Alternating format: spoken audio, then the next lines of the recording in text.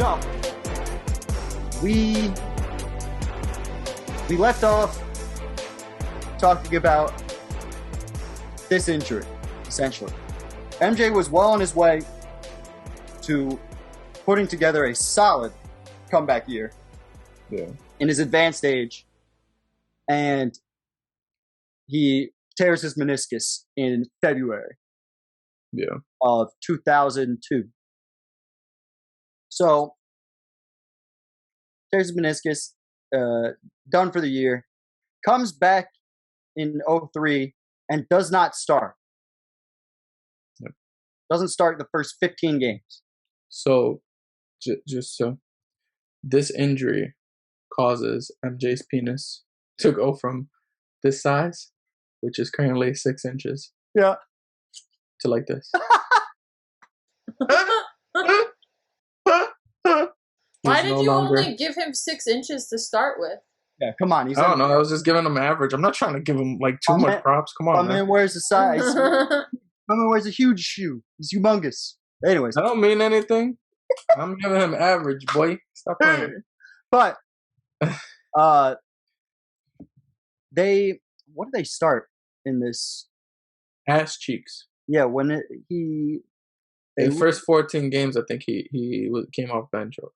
Yeah, he came off the bench for the first 15. I'm trying to get 15 record because I'm bad at counting. 6-11, right? Yes. 9. Yes. What? 6 and 9. Yeah. 6 and 11. That'll be 17 games. This kid, man. I want to understand. Because you look so serious too. While I'm saying that, how did you graduate high school? How am I this bad at math? Like that's just like simple math. He's just like 6 and 11. Like he's just guessing out of his ass. I don't know. This is what you guys are here for.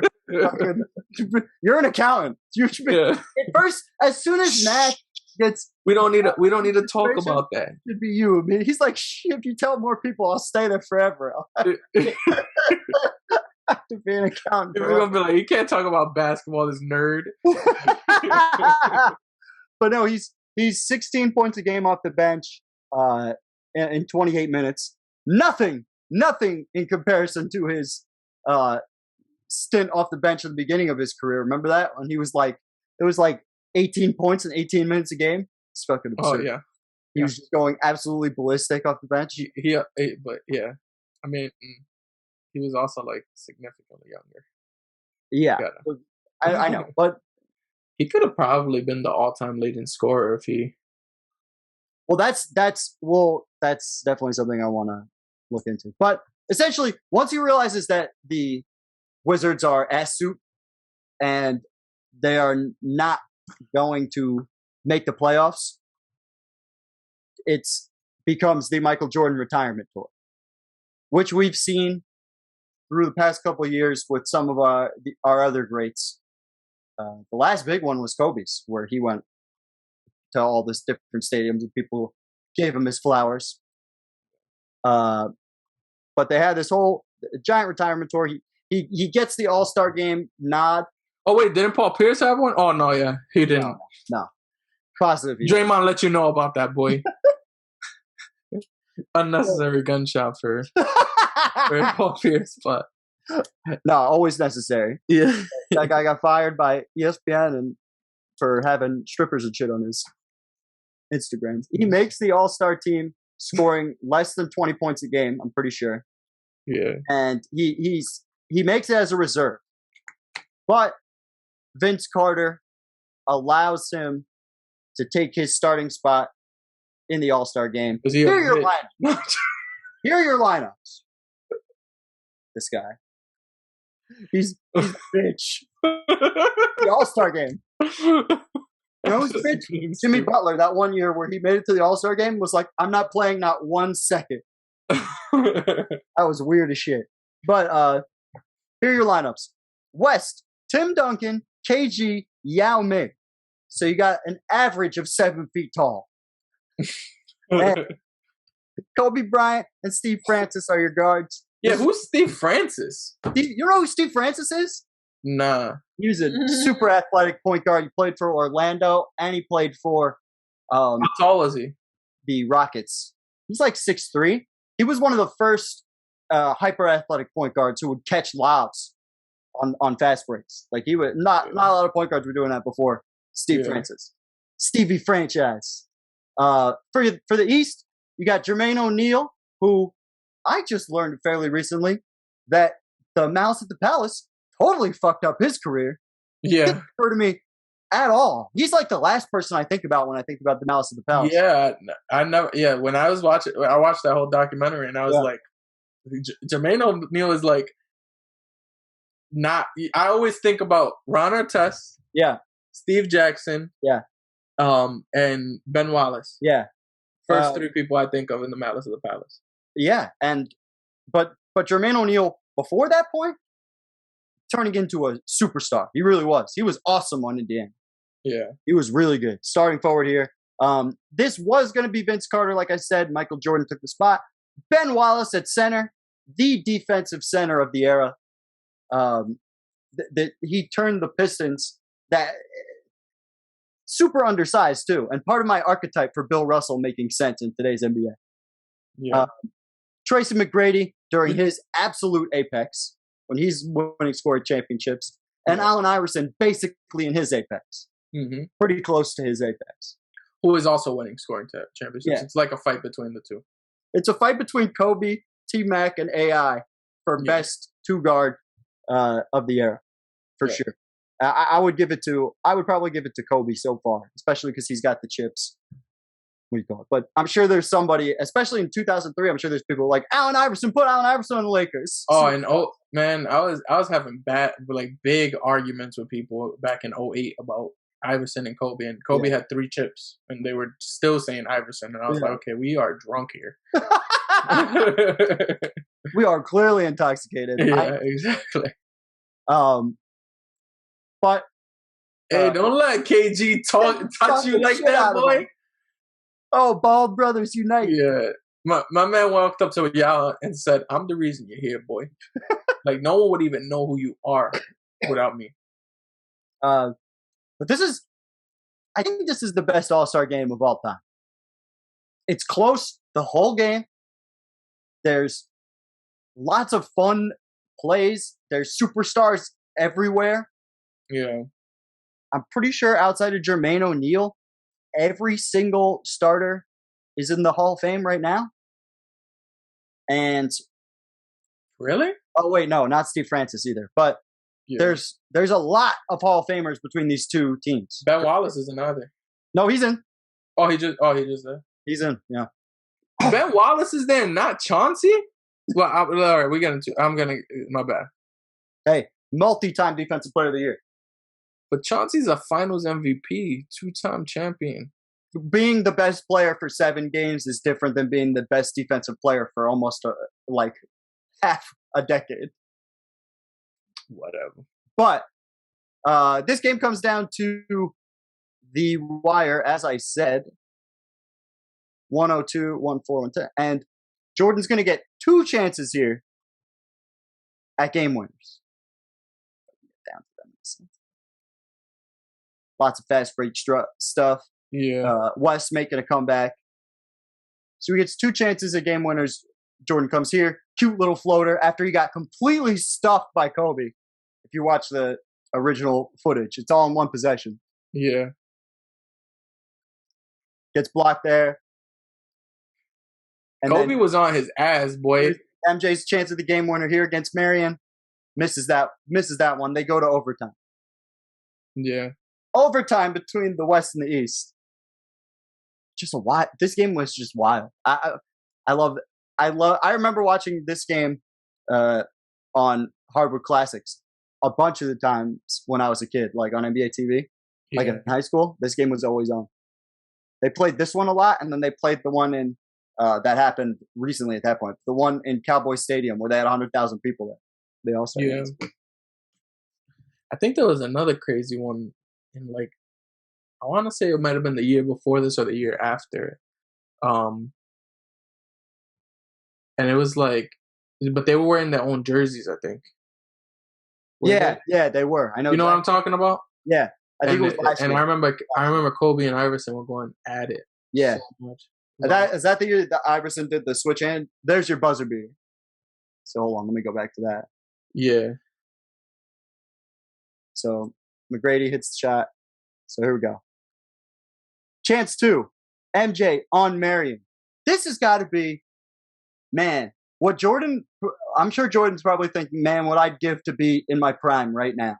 Like to get 92 MJ or even like 88 MJ out there against these guys. I'm sure even 98 MJ, he's cool with.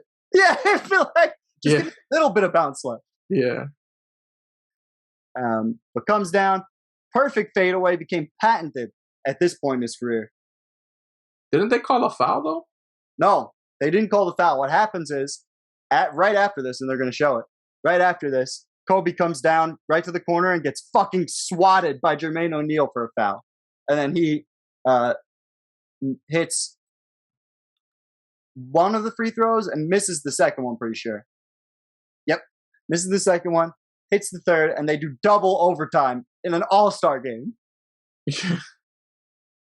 So competitive for no fucking reason. Yeah. But the West, they're going to go on to win this game. Yeah. But this is what shows you, like, there's the difference in the NBA now. Like, they changed the rules currently to make it so that the All-Star game doesn't last this long. You know what I mean? Like, but crazy. People would be happy if this was how it was now. The reason why the All-Star game got switched wasn't because of time, but because for whatever reason, people were upset that the guys were having too much fun on offense. It's an all-star game. Oh, yeah.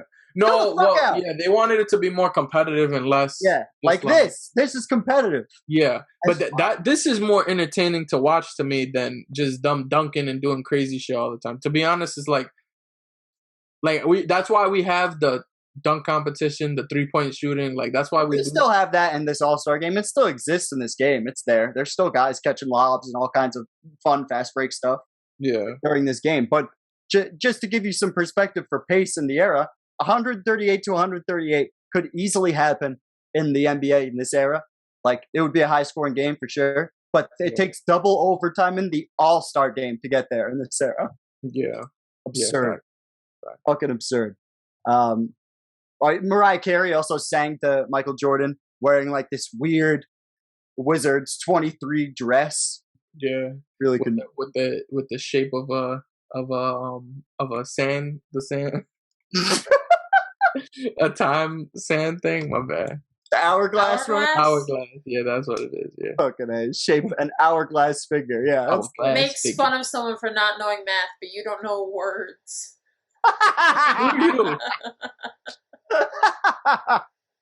Fucking. I was thinking. No. Dario, what's your favorite game of this season? Of this season? Oh, for me personally, my favorite MJ game of this season is when he goes against Los Angeles Lakers, and Kobe gives him a farewell tour of his own. And Kobe gives him a nice little, MJ, you've done a lot for me. You've created this mentality. Like, I have this whole, like, this rage because of you. And now as a thank you, I'm going to give you a 55 piece and tell you to go your ass home. Shaq, you can sit and watch. Yeah. Like, I'm going to give you this 55 piece and I'm going to make you pack your bags. Yeah. I'm not going to pack them for you. I'm not going to be nice or nothing. You're going to have to go on this plane ride like, damn, my protege, the guy that you wanted to come into the league and destroy. We know this. He did it to Drexler. He did it to all the Magic, all of these guys. He wanted to destroy them. And he looked at Kobe and he said, I'm going to destroy you. And he couldn't. Just so you know. We know, that's clear. He couldn't do it to his protege. Shaq. I like how they show a nice little MJ highlight when it's literally Kobe-zilla. Right when you're speaking about MJ sucking. He gets a steal and a dunk by Kobe and Shaq. But I wanted to see how many points in the quarter-by-quarter breakdown. Kobe hits mad threes in this game. Yeah. I remember that. Shit,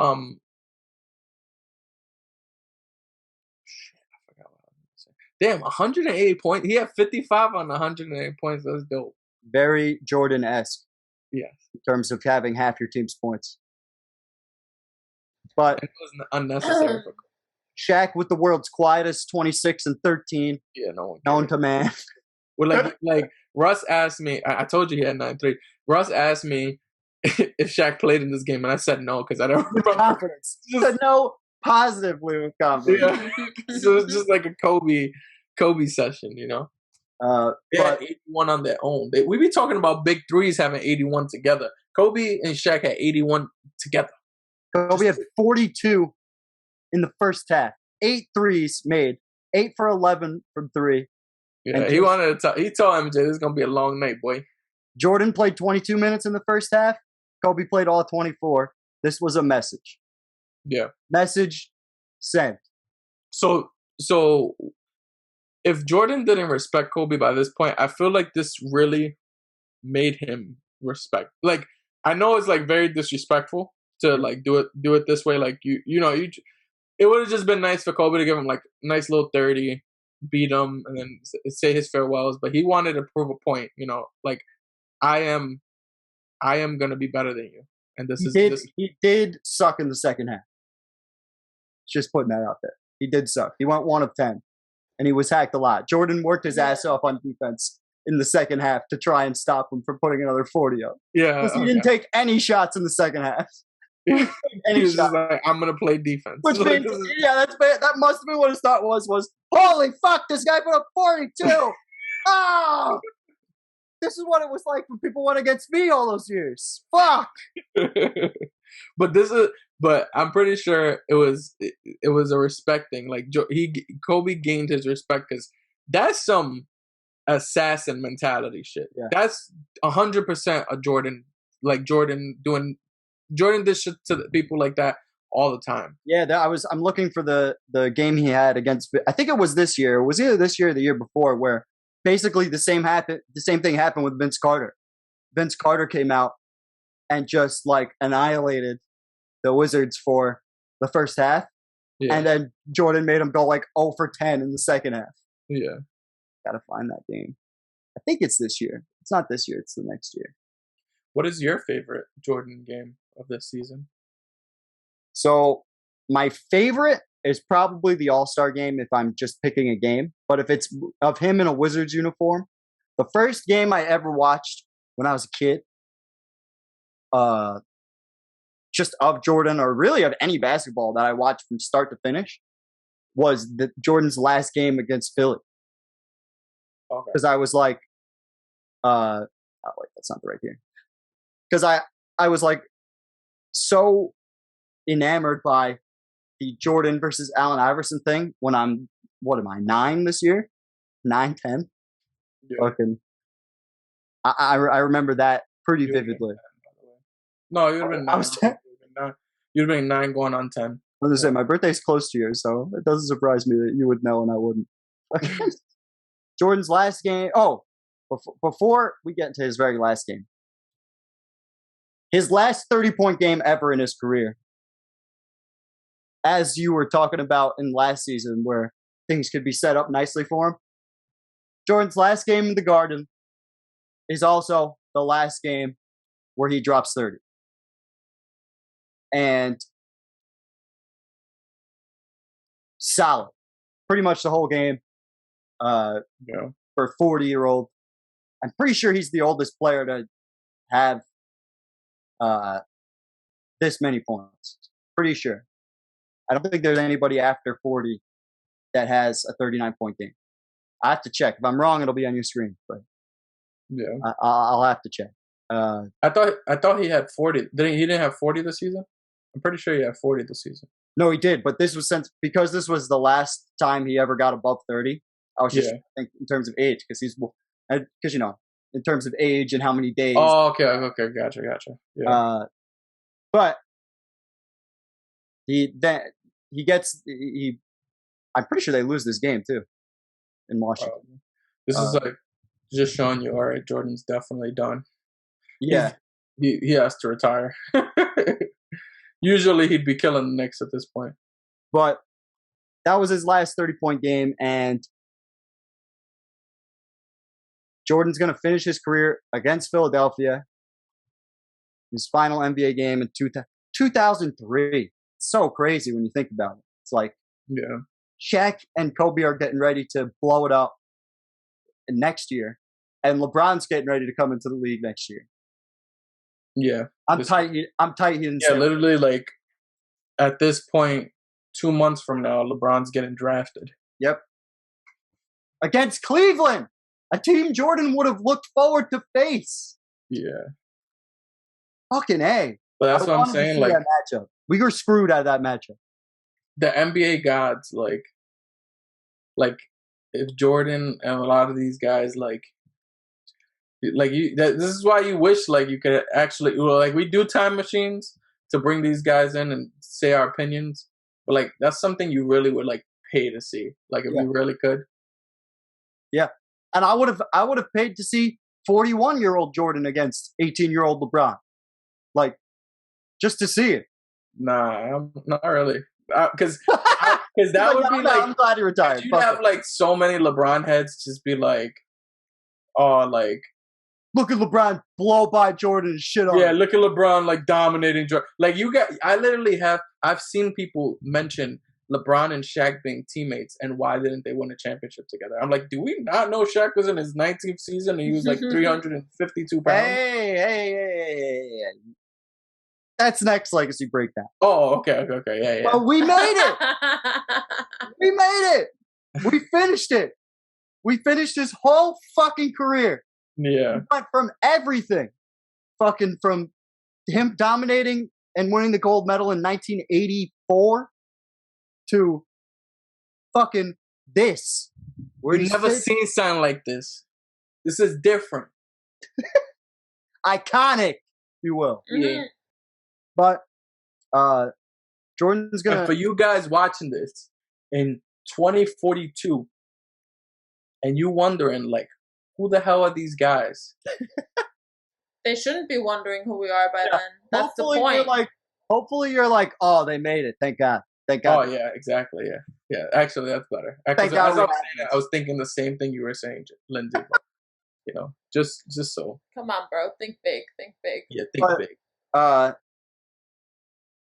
This is the end of the career, and my main question: does it live up to the hype? No. Okay. Elaborate. I don't care what the hell stats we break down and say like it was more impressive. For sure, it was more impressive than it's talked about now. Yeah. But it definitely didn't live up to the hype. There's no way people didn't expect like at least the playoffs. Oh, like, I'm talking about his career as a whole. I was like, wow, you fucking savage. Oh, I thought you meant the 2 seasons. I'm like, oh, hell no, they ain't live up to no damn hype. Like, no. As we'll get to that. That is actually, you know what? Now we're staying there because okay. I have a point on that. Yeah. So, considering he definitely thought, I'll come out of retirement, I'll play for this franchise, I'll up the value of this franchise, and then I'll go back and I'll have stake in ownership. Mm-hmm. This has got to be a colossal failure for him. Yeah. It's got to be, because when they, the other quote from people within the Wizards organization was, everyone expected that when MJ's playing tenure was over, he was going to move back into the front office. And within a day or two of Michael's final game, a day or two of his final game, you really began to hear like, wow, Abe's really going to let him go. and the next quote is, you could sense that Abe felt disrespected because, look, I'm not going to lie. Michael at times treated the organization like it didn't exist before him. Which is crazy. Super surprising considering the human being we're dealing with here. Yeah, Michael Jordan, if I didn't make it clear... Wait, I have a question. Were the Wizards an expansion team? No. They've been Bullets. They Yeah. Right. Bullets. Never mind then. Yeah. But no, you're going to say? if I haven't made it clear throughout this whole legacy breakdown thing, right? Michael Jordan's a complete asshole. Like, I don't understand why people like I understand you love him as a basketball player, but some people be like trying to make it seem like he's like really like a nice person. He's a dick. Like, this guy's a dick. He is a ruthless winner. Fuck that. He's an asshole. He might be the most ruthless winner to ever be in all of sport. It's like him, Brady. There's a couple guys on that list, but like they're nicer people. Like, you hear debatable whether Tom Brady's a nicer person. Debatable. I don't know. Like, he's just as nice as MJ. Some of the just as nice. Huh? In my opinion, he's equally as nice as Michael Jordan. Sure. Like, because people talk. No, I'm not even gonna do it. All right, let's keep. It's strictly about a competition thing for him, in my opinion. But he would go on. He would try and get his ownership, and Abe Pollin was like, "Nah, dude, you're done." And apparently, Michael drove from Washington to Chicago. He didn't take a plane. He drove from Washington to Chicago after that. Just, being angry Mike. Yeah, because in reality, like, a nice long car ride will calm you the hell down. I'll tell you one thing. But that's crazy because him setting himself up trying to like put the franchise in higher value, it kind of screwed him, because it was him like not really trying to work his way up throughout the franchise, because he, like, as we said from the very beginning, and this is not to shit on him, but it's just stated facts. In 2000, 2001 or whatever, they were saying he wasn't really putting in the work, and he Magic Johnson. Yeah, exactly. And then he's like, screw this, I'm gonna do it in a different way to just raise the value right away, just by adding my name, my fandom. Yeah. And then we'll move forward that way. His greed and him doing that kind of screws him at the end, because they're like, screw you, man, you didn't do anything for us. And plus, a lot of players during those 2 years hated him. Yeah. Because there's famous stories. Oh, go ahead. Sorry. Yeah, no, I was gonna say they felt like he ruined the beginning of their career, because it was pretty much a Jordan show. Yeah, Kwame Brown famously got his ass chewed out by Jordan numerous times. I think even Rip Hamilton went to Jordan and was like, "Hey, Mike, can I get a pair of Jordans?" And Jordan looked at him and said, "My shoes are only for all-stars, dude." Yeah. Asshole. Savage. Yeah. Fucking savage. But he's right. Fuck that. They should be only for all-stars, which means Carmelo stop wearing it. Carmelo Anthony should stop being a Jordan athlete. I agree. But I think, all in all, I'm glad he came back. I'm glad he came back as a fan. No, absolutely. I'm personally happy he came back. Yeah, I just because I never got to see him play during the '90s era, and I did get to see him play as a Wizard, and it was, even when just looking back at especially that first year, it's just crazy to see how he built himself back up into it. Yeah. And it was interesting. And I again, this goes back to something we've talked about repeatedly throughout this legacy breakdown. Had the pace been like this and higher, I don't know if he even thinks about coming back. Yeah.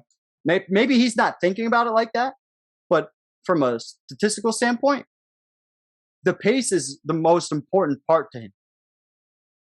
Because it allows him to not have to hike up and down the court super fast all the time. It's a total half-court game. And, I mean, honestly, he's a physical, like, mutant. Yeah. Like, in reality, you look at his injuries in his career. Right. The two major injuries were all freak injuries. Yeah. Like, sure, you could kind of say the first one, I think, is a little bit more like, you could say it's like him being a little fragile. But the second one, it was like he just bumped into a teammate and I'm sure he shifted his knee or something, and it just made it.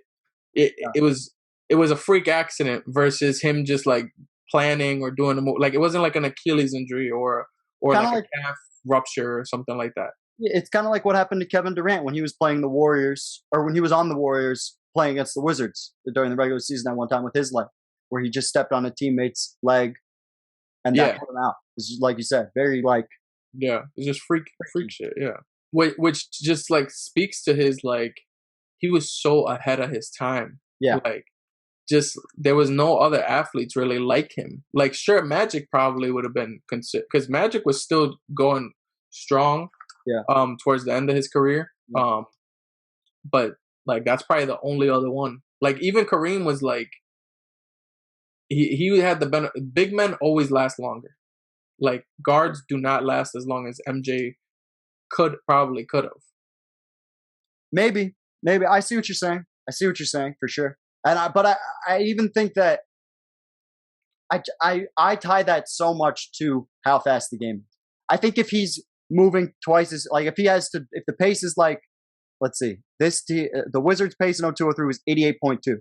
If it's 100, I think that's impossible for him to keep up with. But think about it, like honestly, the pace that you're talking about, is probably what the last 10 years, really? Like that's the look at all the injuries we've had in the last 10 years to major stars. No, yeah, I know, but you're talking about I feel like you're talking more about the exception, not the rule. And if you look at the 60-year history, 70-year history, 80-year history of the NBA, the pace was more like his pace than it was like this pace. I don't actually agree with that at all because the 80s pace was through the roof. And today's pace wasn't that. It was just those last 2-3 years of the 80s that were fast. Because you got to remember his pace, it really, really slowed down after the 96 season. It was only those last 3 years in the 90s that pace dropped like it did. But then it lasted until 2004, when the Pacers and the Pistons were having their Eastern Conference Finals. And it was like I'd say probably more like 07, 08.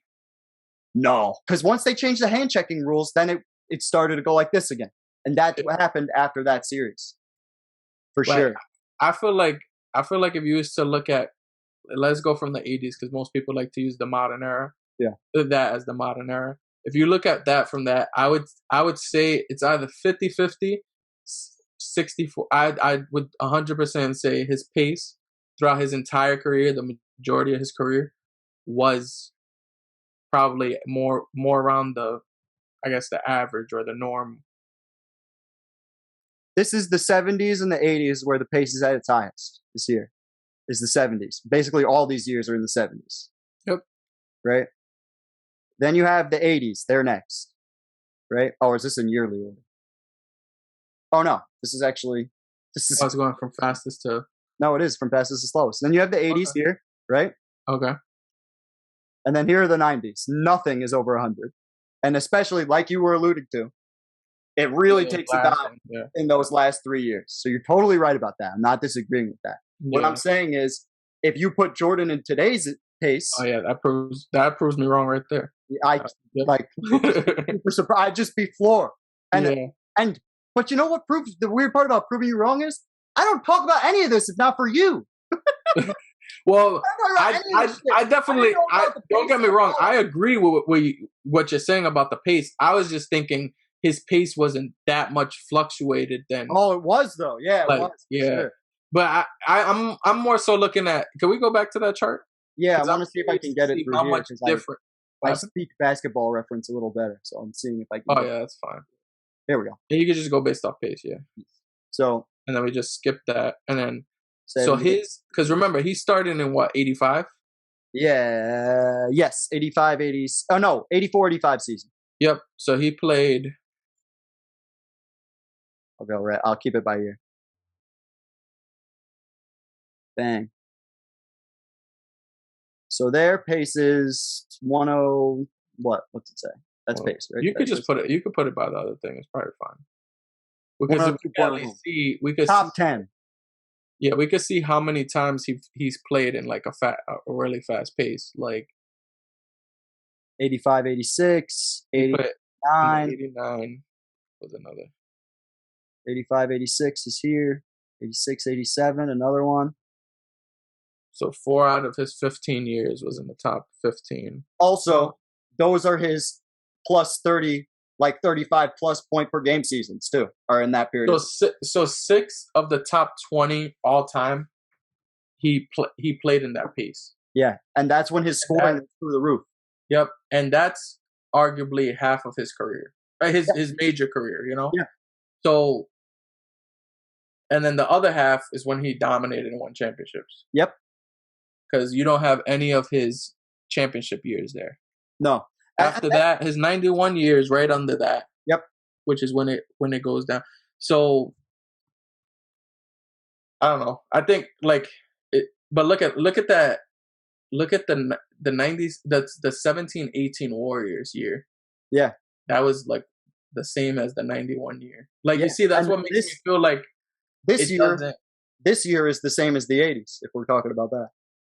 As we're moving back up, 1920 was 100. It was the first time it cracked 100 in a while.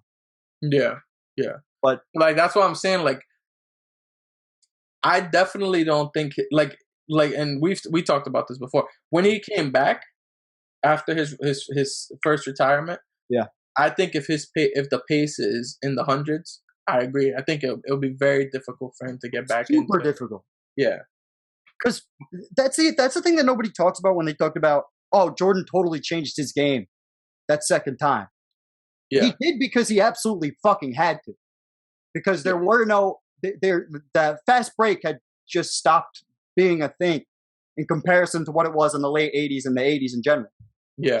It became the Akeem Olajuwon, the Shaquille O'Neals, the David Robinson, post-up players. Yep. That's why he developed a post-up game. Yeah. And it also just helped. So, because that also helped him on both sides of the court, you know, like it's allowing him to play both defense and offense. If I'm posting up, scoring my points, and I can still give you my 28, 30 points a game, yeah, I could still lock up on defense like I always have. Exactly. You don't lose nearly as much energy than when you're fucking moving up and down. But this is a nice thing because it shows top 20. He could. I mean, it's still kind of, I mean, it really is like 50-50 on points, to be honest, because the top 20 is he played, but he didn't dominate. He didn't win in that era. He also, you know, you could say it definitely makes sense. Whatever. But look at that, like the final 10 are all his championship time and when his comeback was. Yeah. That's the biggest reason he was able to win those championships at the end. Is because of the pace. I feel really confident in saying that. Yeah. The pace dictated so much of what he did after age 33. Like, just a beast. But we can now get into a little bit of hypotheticals, which is kind of what we just did anyways. But this ends the Legacy Breakdown. Thank you for fucking watching. We always appreciate it. Thank you very much. Yeah. That's Dario Albuquerque. I'm Russell Broderick. Off camera is Lindsay Lehman. And we are saying peace.